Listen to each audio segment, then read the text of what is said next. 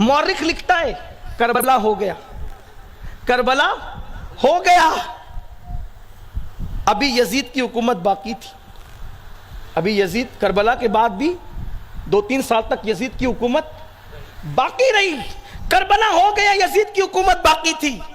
ان دنوں میں شمر کو جانتے ہو نا، پانی بند کروانے میں اس کا ہاتھ، ابن زیاد کو بہکانے میں اس کا ہاتھ، امام علی مقام کی گردن پر پیر رکھنے والا شمر، کپڑے اتارنے کا حکم دینے والا شمر، بیویوں کی چادریں کھچوانے والا شمر، وہ مدینہ منورہ آیا، کوڑ تھا، اس کو برس تھا، کوڑی تھا وہ، اور آقا نے اس کی خبر پہلے دی تھی، فرمایا ایک چتکبرا کتا میرے خون میں منہ ڈبو رہا ہے۔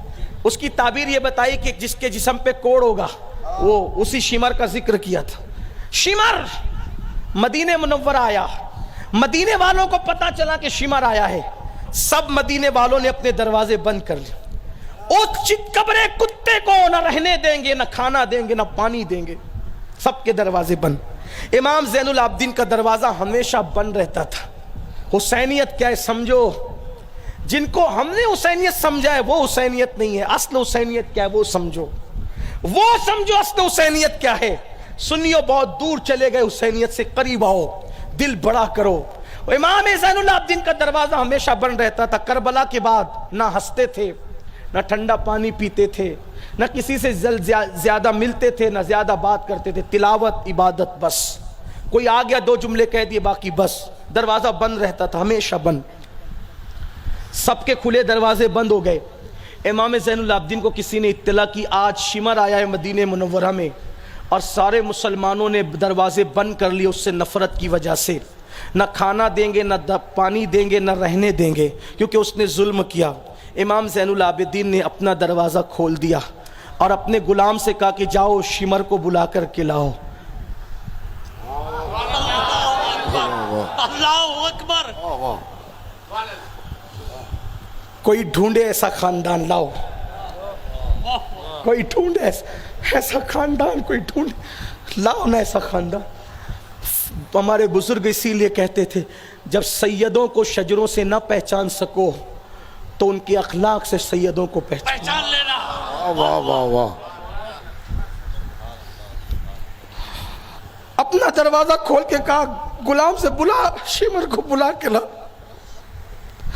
مدینے والوں نے دروازہ بند کر لیا ہے نا، لیکن شمر کو بلا کے لا، کیونکہ یہ مدینہ ان کا مدینہ نہیں ہے، یہ مدینہ میرے نانا کا مدینہ، یہ میرے نانا بلا کے لا اس کو۔ شمر آیا، دسترخوان لگائے، پانی رکھا، کھانا کھلایا، شمر کھاتا رہا، امام زین العابدین کو دیکھتا رہا، کھاتا رہا، دیکھتا رہا، آخر اس سے رہا نہیں گیا۔ کھا پی کے پانی پی کے جب مطمئن ہو گیا تو کہا کہ علی، کیونکہ آپ کا اصل نام علی تھا، علی، علی تو نے مجھے پہچانا نہیں، سب مدینے والوں نے مجھے پہچانا، تو نے نہیں پہچانا۔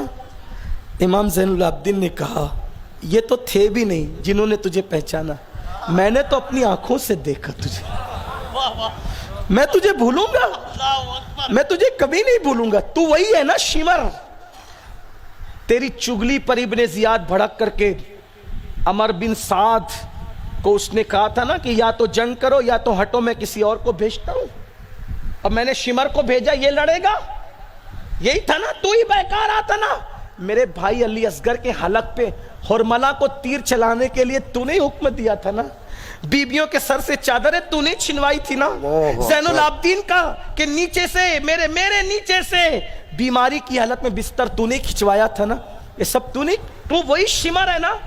اس نے حیرت سے کہا میں وہی تو ہوں، لیکن اتنا سب کچھ ہونے کے بعد آپ کو یاد ہے آپ نے مجھے کیوں کھلایا، کیوں پلایا؟ امام زین العابدین نے فرمایا جو تو نے کیا۔